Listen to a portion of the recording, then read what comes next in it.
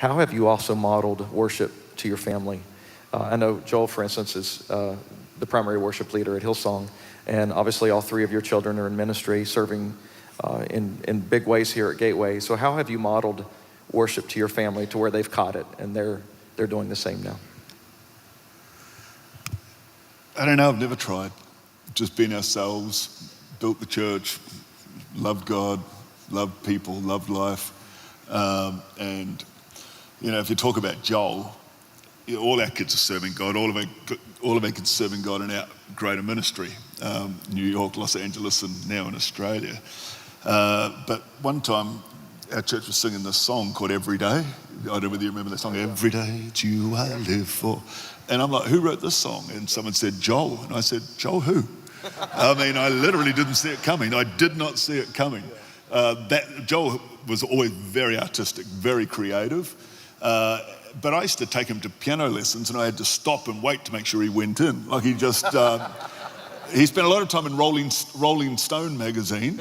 And so he showed an interest in music there for sure, but not necessarily the interest I wanted him to be taking.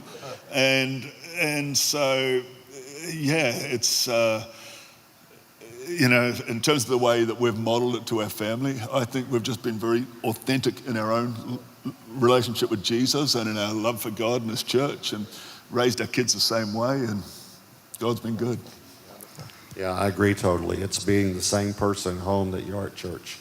And I think your kids pick up on that you don't go to work or go do a show and then come home. It's that you go and worship God with the body of Christ, and you come home and you worship God personally. My three children are actually doing a session right now. So I think after this you can get the sessions. Can you get the workshops? And it's called The Bubble, Living in a Bubble or something like that. But it's basically about try to help people raise your children when you're in the ministry.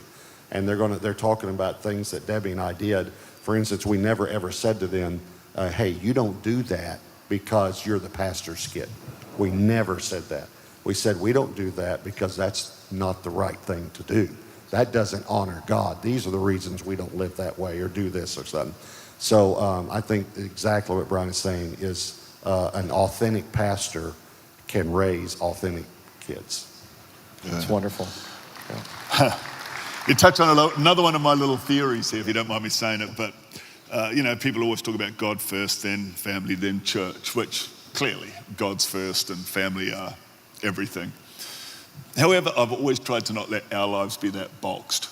I think you can set it up so you have family time and church time, and you almost get it to the point, I think pastors and just believers get to the point where it's almost like a competition between family time and church time, and family can start resenting church. So we've always tried to make it far more organic than that.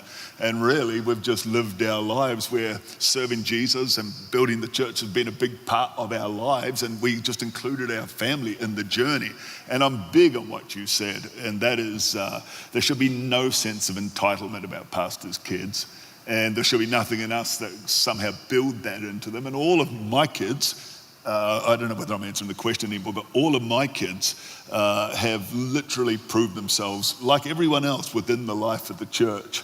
And so, yeah, I say don't box your life. Don't set up church and family like they're almost opposition to each other, because you live to regret it. And if we're going to start talking about kids, what we take home is so important as well. We always, when our kids were small, tried to keep the stuff that goes on in church life away from them.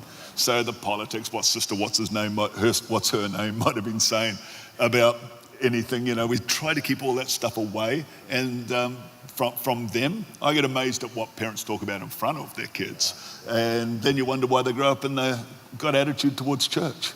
Because as much as I feel pain over whatever's attacking me, my kids feel it for me more. And I know that because I was a pastor's kid.